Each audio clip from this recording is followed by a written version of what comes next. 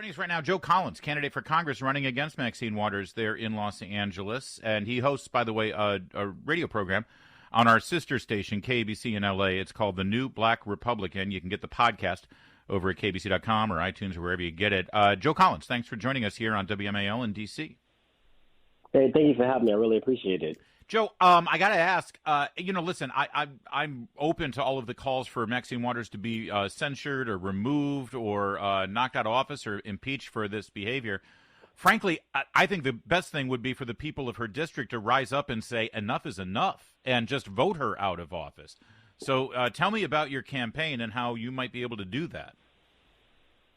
Well, I do absolutely agree with everything that you're saying. I think one of the biggest problems is, the Democrats have had the black community so emotionally wrapped up in a rhetoric that it's really going to be hard. Like, people really think that when Maxine goes out and she yells at people or says stupid things, that she actually has power. And so we're going to need leadership to show them that that's not power. Real power is bringing jobs back to our communities, improving our education system, doing things to mitigate the amount of illegal immigrants that we got coming into our communities. That's real power right there. And, as far as our campaign goes, we did a really good job last election cycle. We weren't as successful as we wanted to be, but we were successful. We turned our district from a D plus 54 to a D plus 24. And if we duplicate those same efforts, then I think that we're going to be winning by 6 points in this 2022 election, which is why we restarted our campaign to run again. The community loves us, especially, as a black man from the community. Even though I am a Republican and it's a Democrat district, they're open for change, but it has to be that right person. Well, talk to you. Your show is called The New Black Republican. So talk to me about that. I mean, I have this romantic notion that Frederick Douglass is still an important figure in the black community, and that with a little research one can understand exactly the great history of the Republican Party and the emerging black vote in this country.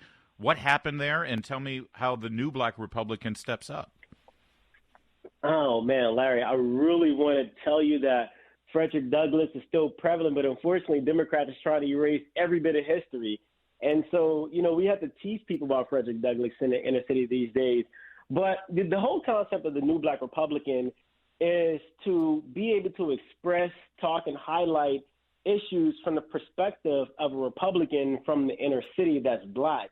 And I know a lot of people fancy the Candace Owenses and their perspectives, but when you come to the inner city, our perspective is totally different, and this is the perspective that goes unnoticed by a lot of people. So there are a lot of people in the inner city who want to be Republicans. They don't want to identify with the mainstream, establishment Republican. They don't want to identify with the Candace Owens Republicans. They want to identify as Republicans from the inner cities. And so I want to be that person to give them a voice and allow them the opportunity to lead the Democratic Party and be the type of Republican to where they can express themselves in their own conservative values in a manner that best represents who they are and where we come from.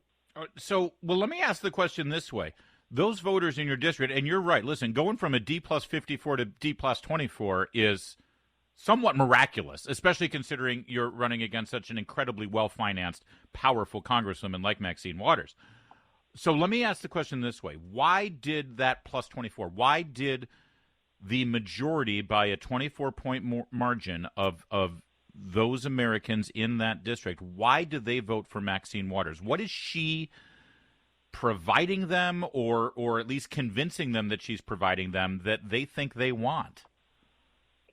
Well, the biggest thing is she has been there for 47 years. And in the 90s, I'm not going to lie, I got to give her credit. She was amazing. She did everything that people wanted her to do when it comes to policy, when it came to, doing things to rebuild the community or support black communities. I mean, she was there. She was a staple of the community. Unfortunately, from 2000 up until now, she's been ineffective as I don't know what. Well, I mean, I've driven through that. I drive through that community every time I'm in Los Angeles, and that's often. It doesn't look rebuilt to me. I mean, what happened, Joe? They stopped.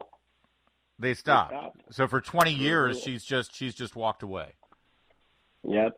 Yeah. She didn't walk away. She walks through the district every now and then, but when it comes to action, she hasn't provided any action for the people in a long time. They're just so emotionally entangled and wrapped up in Maxine Waters. It's going to take somebody who they can identify with to listen and tell them that, you know what, she's been ineffective and we deserve better. So now here's the crux of the problem, I think, Joe. And again, we're speaking with Joe Collins. He's running as a Republican. He's an African-American, U.S. Navy veteran, by the way, running against Maxine Waters in her district. And he hosts a radio show on KBC, our sister station in L.A. It's called The New Black Republican. You can get the podcast. So as a conservative Republican, our instinct is not to come to people who are living in poverty or living in crime and living in dirty streets or what have you and say, I'm going to fix your problems. The solution comes from the government, right? That's antithetical to what our philosophy is necessarily. I'm not saying there's not some government role, but generally speaking, as a conservative Republican, we don't walk in and say, your community is terrible right now, and I'm going to bring the government in to fix it, right? That's what Maxine sells. Now, it hasn't worked, like you said, 47 years, and it's still lousy, right? So clearly the government solutions she's peddling are not working. But how do you then, Joe, come in and say, okay, you have problems, they need to be fixed, but it's not just, Washington, D.C. that's the solution. How do you do that, and what's the message? Well, the biggest thing is the Republican Party has to be absolutely relevant in the inner cities, and that means they have to go out there, they have to talk to people, they have to engage. Sometimes it's hostile, especially when you first start. It's going to be hostile, but they have to be consistent with being inside the urban communities. And then you have to ask them, what is it that you need? What is it that you want? Do you want jobs? How can I bring better jobs? What type of jobs do you like? You need education? What type of education? Can I bring that education? Are you going to be receptive to that education? And we have to show them the leadership that we're going to be bringing to the table. We can't tell them, we can't preach to people in urban communities because I'll be honest with you, they're not going to listen. It's about showing the type of leader that you're going to be and showing them what they can expect for the future. Our guest is Joe Collins, candidate for Congress, running against Maxine Waters. Obviously, Maxine Waters in the news right now because of her behavior in Minneapolis. Let's get right to that. I mean, go off, Joe. I mean, what's your response to Maxine Waters, traveling to Minneapolis? By the way, getting an armed police security detail while she was there, which is pretty ironic.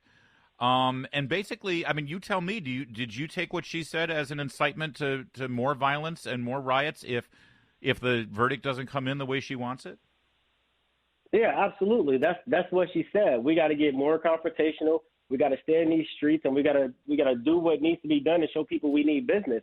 I absolutely take that for face value because we ran against her in 2020, and she sent on numerous occasions people with guns to our events. And so I know that she's serious about what she's saying, and there's nothing that you can tell me to convince me otherwise.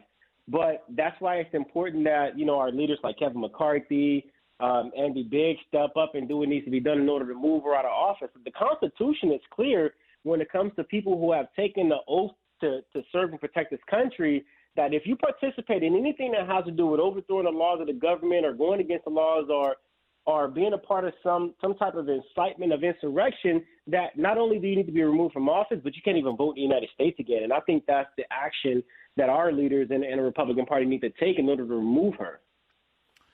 Joe Collins, what's your website if people want to help and want to move things along for you, Joe? How do they reach you?